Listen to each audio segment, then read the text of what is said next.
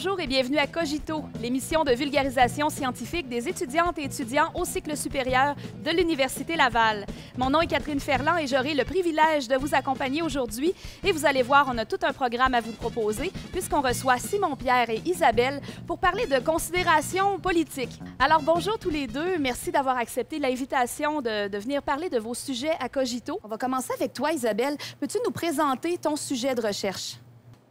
Moi, je travaille sur l'influence des selles de voirie. Donc, quand on dit selles de voirie, c'est les selles qu'on épanche sur la route durant l'hiver pour enlever la glace et assurer la sécurité des usagers. Et moi, je veux voir, en tant que biologiste, qu'est-ce que ça fait une fois que ces selles-là quittent la route et se retrouvent dans l'environnement. D'accord. Donc, toi, c'est un doctorat en biologie environnementale? Simplement un doctorat en biologie, mais oui, je fais de la toxicologie environnementale. De quelle façon tu travailles? Comment tu récupères toutes les données nécessaires à ton analyse? Ce qui est fun, là, dans mon projet, c'est que je touche à tout. Je fais énormément de choses pour récolter mes données puis pour les traiter après. Vraiment, c'est interdisciplinaire à moi toute seule. Entre autres, on va sur le terrain pour récupérer des données. Je peux aller en motoneige ou en 4 roues avec un camion ou des fois à pied, mais ça, c'est vraiment plus rare, pour aller chercher de l'eau dans les lacs. On utilise des sondes pour mesurer certains paramètres. Puis on peut ramener l'eau au labo, puis après, il faut faire un paquet d'analyses. Donc, toutes ces analyses-là, ils sont aussi divertissantes que variées. Donc, vraiment, on touche à tout, là. Il y a deux grandes portions de la littérature qu'on peut utiliser. La littérature plus scientifique, où il y a vraiment des expériences qui ont été faites pour voir les dommages des selles de voirie sur, par exemple, la faune, sur la flore, sur les infrastructures en elles-mêmes, de la route, des voitures. Il y a aussi de la littérature qu'on appelle la littérature grise, qui est un peu tous les rapports du gouvernement, les rapports des associations de bassins versants ou de toute autre entité qui fait des mesures vraiment sur le terrain, mais qui ne sont pas des chercheurs scientifiques à proprement dit.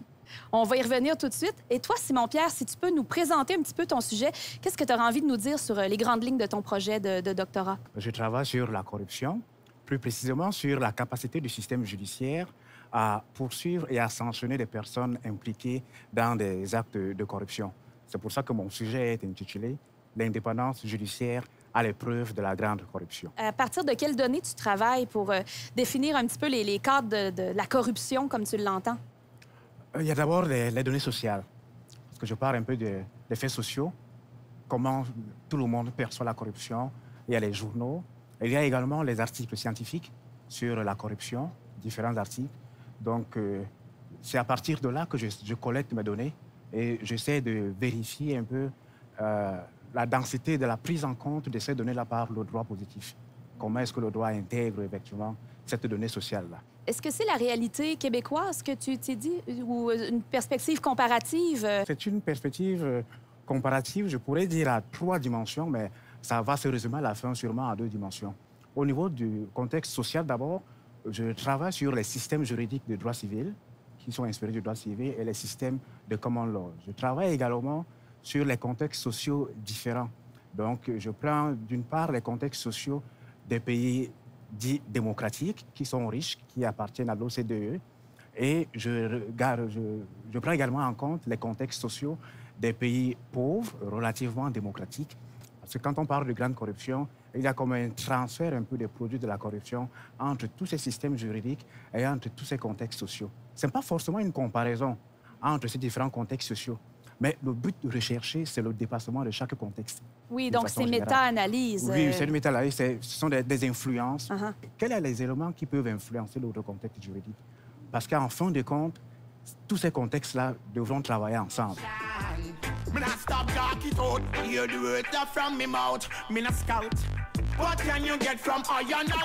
ce qui est politique va influencer énormément de choix qu'on va faire collectivement.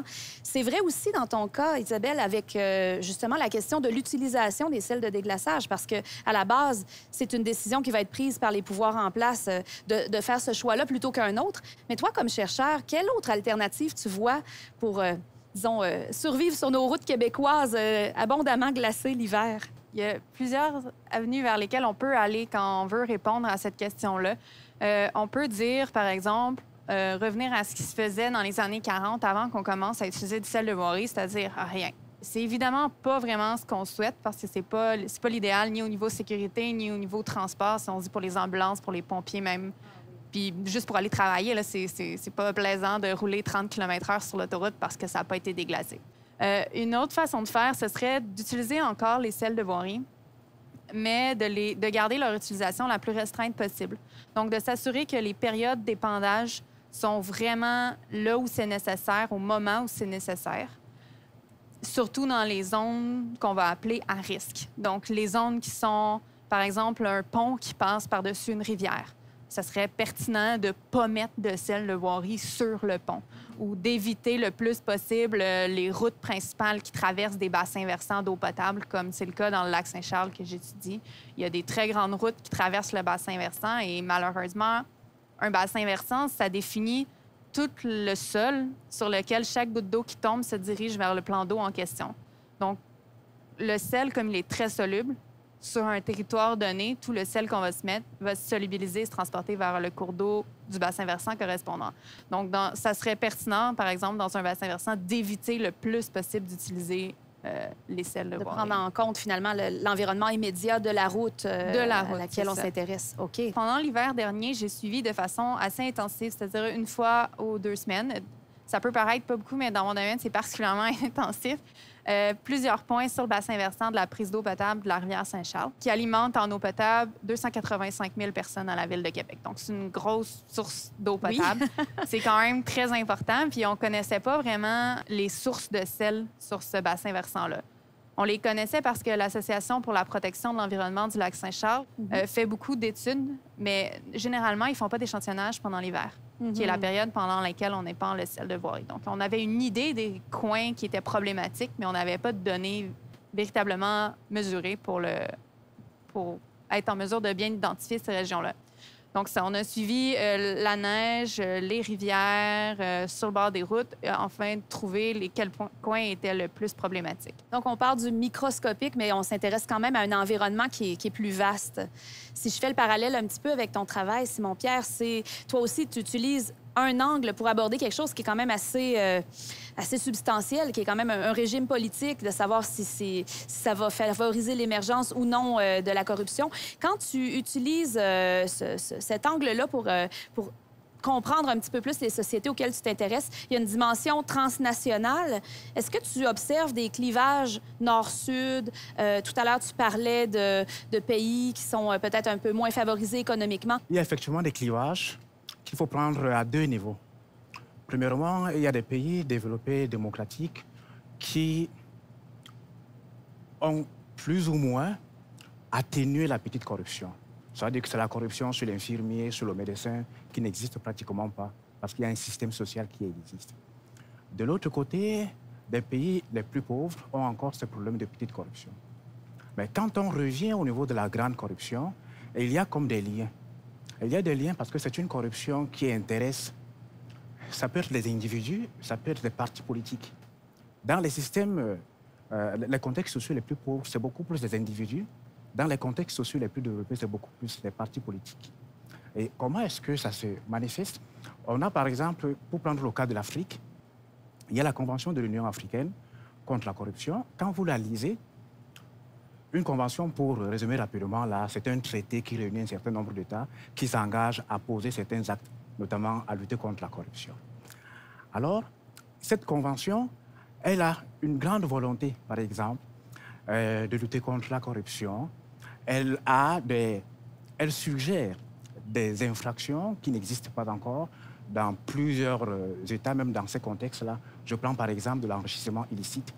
Donc, c'est une capacité de demander à un suspect de justifier un peu sa plus grande richesse, d'une façon générale. Mais on se rend compte que pour mettre en place ces mécanismes qui sont prévus par la corruption, il y a comme une petite timidité un peu de la volonté politique. Une résistance. Il y a une résistance. De l'autre côté, au sud, au niveau des pays développés, on a une convention, la convention de l'OCDE. Combien de pays signataires, pour nous donner une idée? Elle a environ 34 pays. Ah, quand même. Mais tous ne sont pas développés. On intègre également des pays qui ont une portion au niveau des échanges internationaux très grande. Ça fait qu'on intègre certains pays qui, à l'origine, ne sont pas partis à l'OCDE.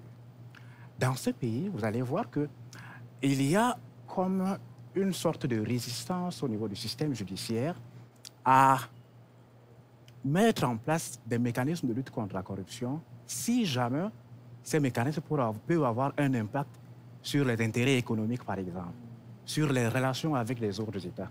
Et donc, ça fait que finalement, avec des intérêts divergents, on peut observer ces États qui prennent les engagements, on observe un peu cette timidité d'une façon générale et ça questionne, pour revenir au sujet de la thèse, ça questionne une fois de plus ma perception de l'indépendance judiciaire. Je trouve ça extrêmement intéressant parce qu'il y a vraiment des beaux parallèles à faire avec la toxicologie environnementale. C'est que souvent, les études scientifiques prennent énormément de temps à se mettre en place, à être abouties. Déjà, là, on parle d'une thèse de doctorat de 3-4 ans et encore, là, on ne fait pas le tour d'une question sur un sujet en 4 ans.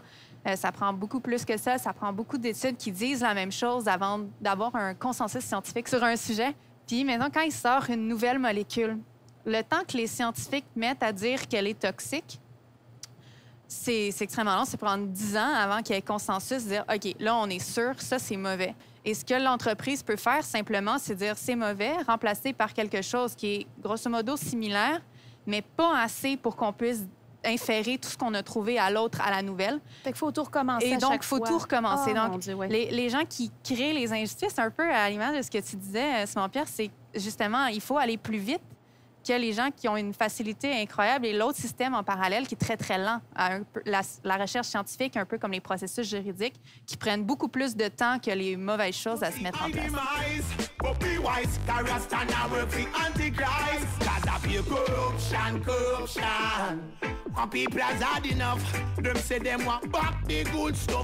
Comment on en vient à s'intéresser à des sujets comme les vôtres, comme chercheur, comme toi, Isabelle?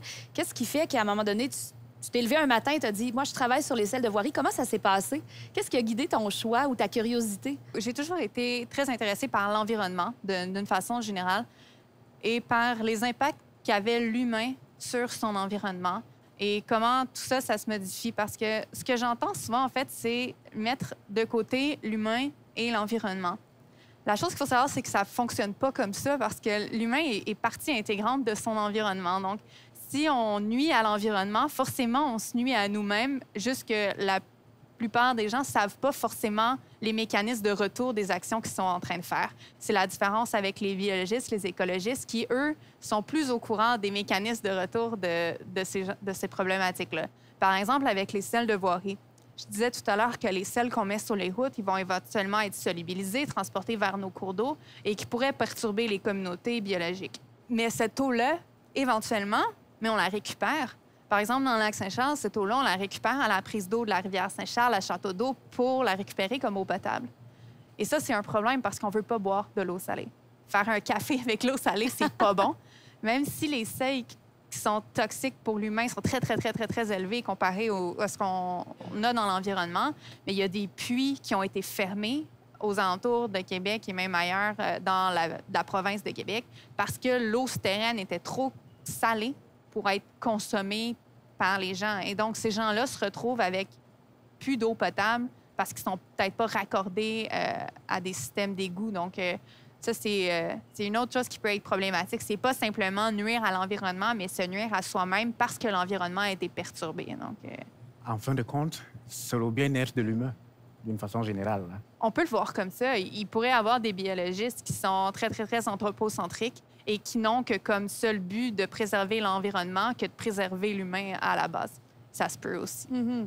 Et de ton côté, Simon-Pierre, comment ton intérêt pour toute la question de la corruption est né? Je n'arrive pas à percevoir qu'un contexte social ait des potentialités de richesse énormes, mais que des personnes qui y vivent soient pauvres. Surtout quand, dans ces contextes également, on trouve une richesse extravagante des individus que ces pauvres ont disant désignés pour les représenter. Je n'arrive pas également à comprendre la différence entre la grande perception sociale de la corruption et une impression un peu d'une timidité relative de la justice du droit. Je me suis également questionné sur le fait que les droits civils et politiques ont une protection constitutionnelle, au casier constitutionnel, dans presque tous les systèmes juridiques, alors que les droits sociaux et économiques Actuellement, nous discutons encore de leur justiciabilité quand on sait que ces deux catégories de droits ont une même origine, qui est la Déclaration universelle des droits de l'homme de 1948. Quand on prend au niveau des droits économiques, sociaux et culturels, le droit à la santé, par exemple, le droit de manger, de se vêtir, j'ai la ferme conviction que si ces droits étaient justiciables devant la justice, qu'on pouvait faire une enquête, dans les contextes sociaux que je viens de convoquer tantôt, il y aurait sûrement moins de corruption. En tenant bien sûr compte du niveau de développement de chaque contexte. Je me dis également que quand un citoyen paye ses impôts, il n'a pas envie de savoir que le droit est lent. Il ne veut pas savoir qu'il y a une distinction scientifique ou technique entre le droit, la justice, le juge. Quand un citoyen subit une injustice, ou alors ce qu'il pense être une injustice, il veut être rassuré. Quelle est la réponse que le droit apporte à la question sociale de la lutte contre la corruption? C'est vraiment ça l'intérêt de mon sujet. Et toi, d'un point de vue de chercheur, Isabelle, comment tu vois l'applicabilité de ce que tu vas trouver dans ta recherche doctorale? Est-ce que tu penses qu'il y a des avenues vraiment très, très concrètes? Il y a des normes qui existent, des normes gouvernementales sur la quantité de sel à ne pas dépasser dans les cours d'eau pour la survie des écosystèmes aquatiques. Mais ce qui est généralement fait dans la littérature comme étude, c'est des études qui regardent à des concentrations qui sont supérieures à cette norme-là. Et nous, ce qu'on a décidé de faire, c'est d'aller voir à des concentrations qui sont sous ces normes-là. Parce que ces normes-là, ce qu'il faut savoir, c'est que souvent, c'est dérivé de quelques expériences qui ont été faites en laboratoire sur des espèces sentinelles, des espèces clés qu'on étudie, qui sont exposées une à la fois à différentes concentrations. Et on se dit, OK, à partir de là, c'est correct, elle survit. On en fait 3, 4, 5 comme ça, puis on se dit, bon, à partir de ça, on est à peu près bon pour dire que la norme, c'est ça. Le problème, c'est que dans un écosystème, il n'est pas tout seul. Non, c'est ça. Il n'est pas tout seul, puis il y a son réseau autour de lui d'interaction qui peut vraiment faire varier la toxicité d'un contaminant. Et que malheureusement aussi, ces contaminants-là, ils n'arrivent pas seuls dans les écosystèmes. Donc, les organismes sont un peu exposés à plein de choses en même temps, ce qui fait que ce qu'on mesure dans le laboratoire n'est pas forcément ce à quoi c'est vraiment exposé dans la vraie vie. Donc, nous, on a exposé à des doses plus faibles et on se retrouve avec des effets nocifs. Donc, on ne veut pas nécessairement crier en disant « c'est absolument problématique, ça n'a pas de bon sens », mais quand même de dire aux décideurs okay, « ce que vous pensiez qui était correct, finalement, ce ne l'est peut-être pas », parce que vraiment, quand ça agit sur tout le réseau, c'est différent de quand on observe seulement pour une espèce donnée. Qu'est-ce que tu utilises comme équipement, justement, pour aller observer tout ça? J'utilise un microscope optique, donc qui utilise, au lieu des électrons pour faire l'image, la façon classique de faire l'image, c'est-à-dire avec la lumière. Donc, mais ça, on ne peut pas voir des choses qui sont plus petites que la lumière. Donc, c'est pour ça qu'entre autres, on ne peut pas voir les bactéries en microscopie optique parce que les bactéries sont plus petites que les longueurs d'onde de la lumière. Donc, on ne peut pas les voir. Fait que tu as accès à tout un pan de la faune et de la flore. Ça fait vraiment partie des aspects que j'adore dans mon travail. Comme je disais, je suis portée à faire plein de choses dans une multidisciplinarité. Mais ce qui, moi, me le fait le plus plaisir, c'est revenir du terrain, prendre mon échantillon d'eau, le mettre au microscope puis voir ça.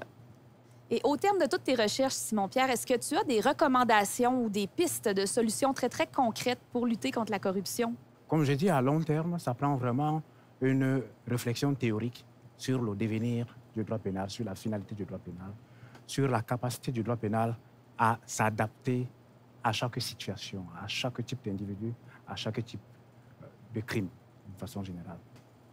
De l'autre côté également, il y a au niveau de la procédure pénale, dans le système judiciaire, ou alors dans la répartition des fonctions dans un État, il y a les fonctions politiques, il y a les fonctions judiciaires.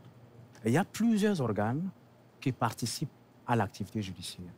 Dans ces organes, il y a la police, par exemple, et il y a le ministère public, et il y a également les juges.